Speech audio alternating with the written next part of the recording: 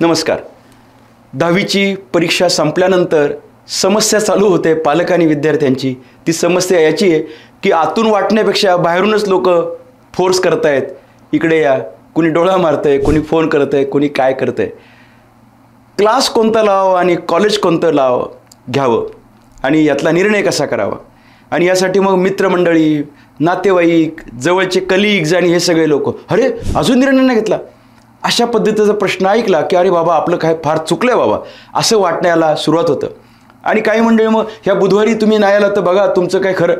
अशा पद्धतीच्या सगळ्या गोष्टींमधून 10वीचे पालक, विद्यार्थ्यांचे पालक चालले असतील, 10वीचे विद्यार्थी चालले असतील. आणि मग जेव्हा व्याख्यान आमची होतात, माझी व्याख्यानं तसं म्हटलं तर अगदी मोठमोठ्या चॅनल्सवरती, तुम्हाला सगळ्यांना कल्पना आहे की आपण यूट्यूब चॅनल्ससुद्धा चालतो आणि त्याचबरोबर अनेक TV चॅनल्सला पण मी असतो. मोठमोठे कार्यक्रम असतात, काही माध्यम समूहांचे कार्यक्रम असतात, सामाजिक संस्था. प्रत्येक कार्यक्रमानंतर विद्यार्थी आणि पालक काळजीच्या सुरात प्रश्न विचारतात. जेव्हा इंडिव्हिज्युअल काउन्सिलिंगला विद्यार्थी माझ्या करिअर विजय सेंटरला येतात, तिथेही प्रश्न विचारतात, क्लास कोणतं लावू आणि कॉलेज कोणतं घेऊ. मला असं वाटतं की या नेमक्या प्रश्नाचं उत्तर मी कधीच कोणाला देत नाही की हे लाव आणि ते कर. त्याचं कारण आहे की आपण संपूर्ण राज्यभराचा विचार करत असताना मूळ तत्त्व सांगावीत.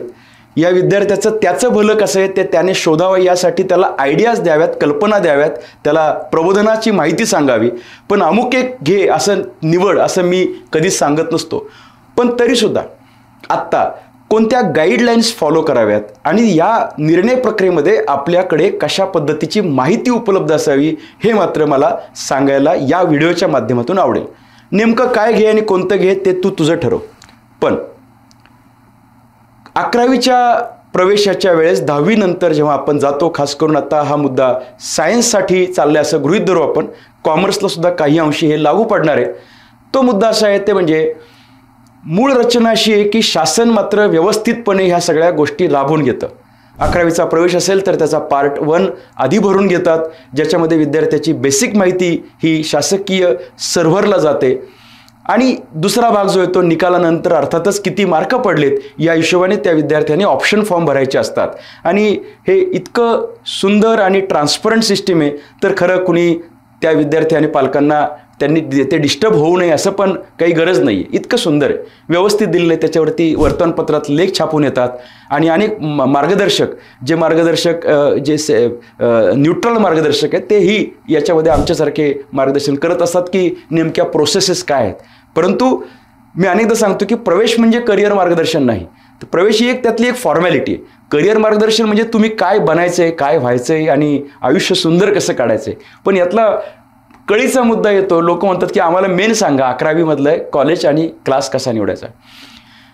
पूर्वी एक असा जमाना होता की सर्वोत्तम कॉलेज कोणतं 11वीसाठी असा प्रश्न असायचा.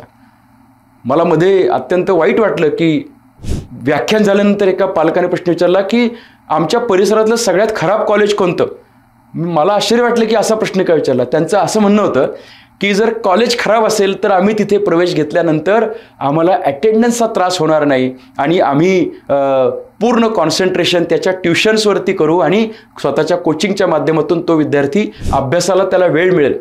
मला माझे 94 सालचे 12वीतले दिवस आठवले की कॉलेज पण करायचं आहे आणि क्लास पण वेगवेगळ्या ठिकाणी लावलेले क्लास, सायकलवरती जायचं आहे, इथं फिजिक्सला जायचं आहे, तिथं केमिस्ट्रीला जायचं आहे, तिथं मॅथमॅटिक्सला जायचं आहे, आम्ही बायोलॉजी पण घेतला होता, बायोलॉजीला जायचं आहे. आणि हे सगळं करताना कॉलेजचे प्रॅक्टिकल्स पण करायचे आहेत. आणि त्या सगळ्या प्रक्रियेमध्ये असलेला त्रास मला अजूनही आठवतोय, अंगावर काटा येतो. कारण या सगळ्या प्रक्रियेत आनंद मिळण्याच्या प्रक्रियेपेक्षा नुसतंच टिकमार्क आणि फॉलोअप करणं असंच होतं. तरी एक बरं की आमच्या काळामध्ये अशा वेगळ्या एंट्रन्स परीक्षा नव्हत्या. पण आता एंट्रन्स परीक्षा आल्या, JEE, CET, नीट अशा परीक्षा आल्या. त्यात काही विद्यार्थी NDAला बसतात, काही विद्यार्थी NIFT सारख्या परीक्षेला बसतात, काही विद्यार्थी ISER ॲप्टिट्यूड टेस्टला बसतात. तर या सगळ्या परीक्षा देत असताना कॉलेज क्लास सांभाळणं हे खूप अवघड झालं. आणि म्हणून प्रकार कोणते येतात तर आपण चर्चा करायला नक्कीच हरकत नाही. नावाजलेले नामांकित एडेड कॉलेज जे असतात, जे जुने कॉलेजेस असतात, जे जिथं पालक पण कदाचित शिकले असण्याची शक्यता असते, अशा कॉलेजेसमध्ये नॉर्मली काय होतं, शहरांच्या बाबतीमध्ये बोलायचं झालं तर कधी कधी असं होतं की इथे नाव मोठं असतं, परंतु अटेंडन्सच्या बाबतीमध्ये थोडासा फ्रीडम विद्यार्थ्यांना मिळण्याची शक्यता असते. कारण इथे अनेक प्रकारच्या कोर्सेस चालू असतात, सगळं चालू असतं, त्याच्यामध्ये विद्यार्थ्यांकडे तेवढा लक्ष अटेन्शन असेल का, परंतु प्रॅक्टिकल्स मात्र व्यवस्थित करून घेतले जातात आणि सुरुवातीच्या काळामध्ये अटेंडन्सकडे लक्ष असतं, नंतर ते थोडं थोडं विरळ व्हावं लागतं. कम्पेअर टू व्हॉट, ज्युनियर कॉलेजेसला अटॅच असलेले जे ज्युनियर म्हणजे शाळेला अटॅच असलेले जे ज्युनियर कॉलेजेस आहेत तिथं मात्र शाळेच्या पद्धतीने अटेंडन्स घेतला जातो. शाळाचे जो 9वी 10वीतला विद्यार्थी आहे तसाच 11वी 12वीचे विद्यार्थी असं गृहीत धरून त्याला अटेंडन्सचा एक गंभीर प्रश्न त्या विद्यार्थ्यापुढे असतो. खरं तर गंभीर नाही, कारण शिकायला मिळत असेल तर अटेंडन्स पाहिजे, पण पालकांची इच्छा अशी असते की आमचा मुलगा मुलगी कमी वेळ कॉलेजमध्ये जायला पाहिजे, कारण तो इतर वेळेस अभ्यास करू शकला पाहिजे.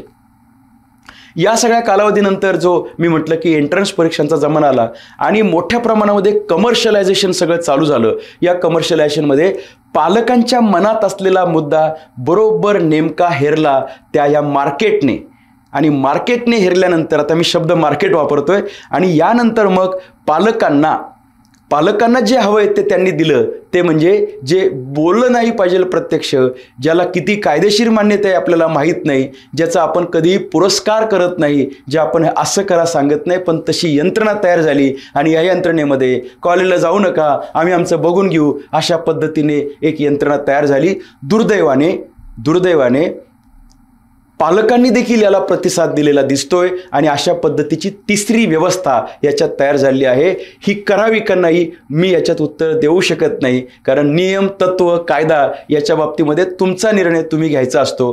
पण अनेकदा पालकांच्या मते असं बोललं जातं की बरं झालं, आम्हाला आता कॉन्सन्ट्रेट फोकस करता येतो आमच्या अभ्यासावरती. मला असं वाटतं की फक्त या गोष्टीची कल्पना असणं गरजेचं आहे म्हणून तो विषय घेतलेला आहे, अदरवाईज या गोष्टीची मी चर्चा करू शकत नाही. परंतु क्लास आणि कॉलेजचं कॉम्बिनेशनच्या सगळ्या हाराकिरीमध्ये अडकलेल्या पालकांसाठी हा 1, 2, 3 असे 3 प्रकार आहेत.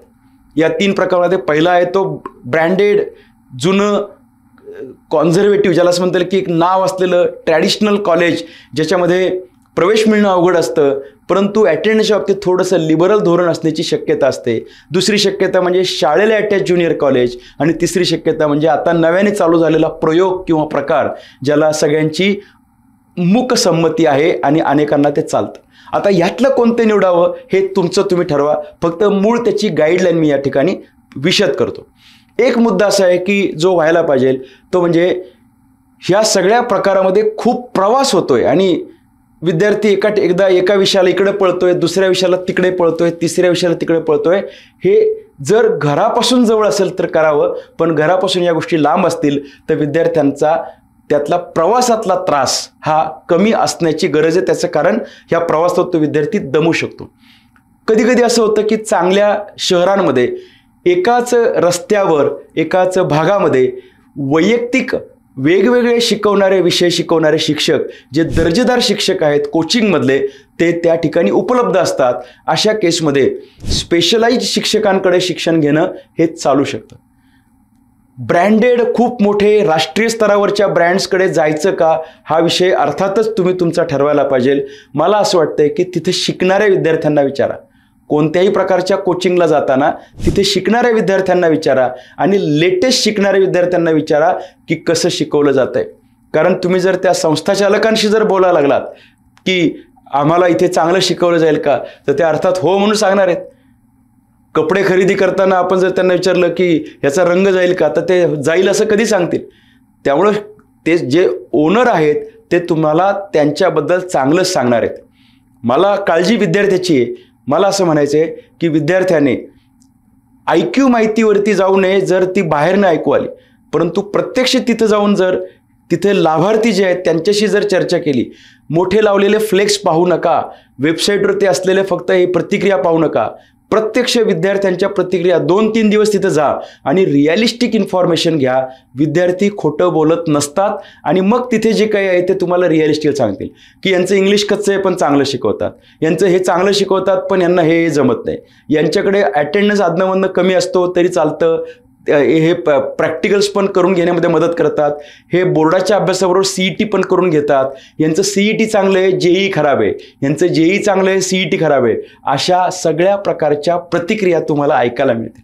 या प्रतिक्रिया ऐकल्यानंतर जिथे तुमचं मन म्हणेल की इथं घ्यावं त्या ठिकाणी तुम्ही प्रवेश घ्यावा.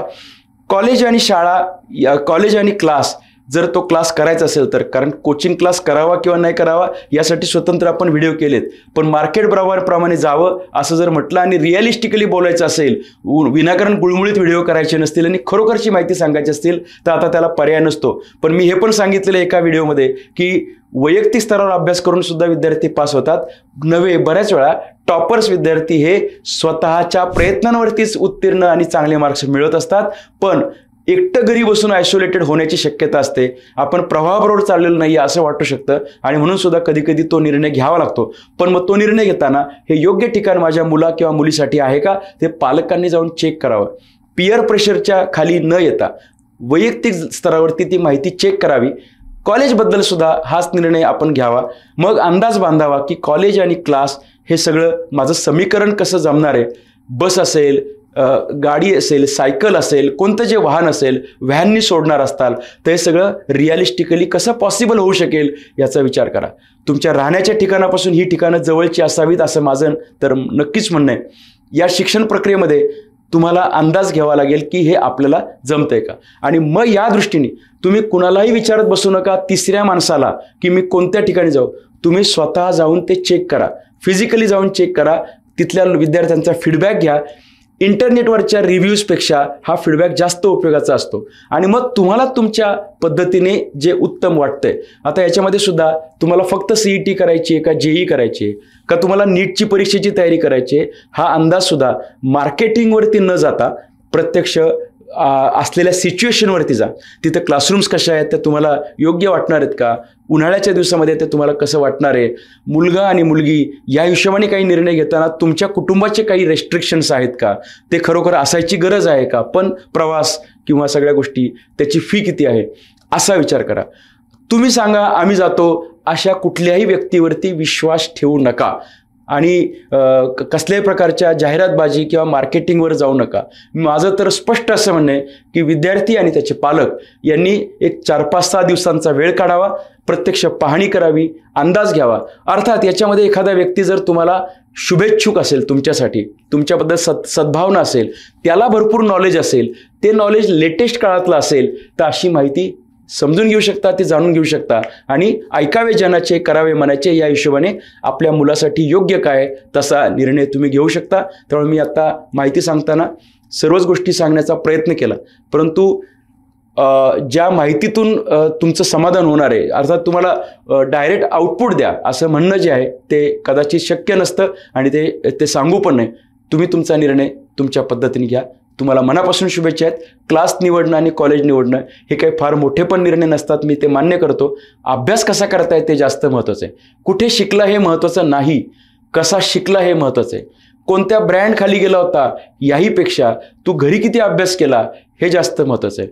याच्या आधीच्या एका व्हिडिओमध्ये मी सूत्र सांगितलं ते तर विसरू नका.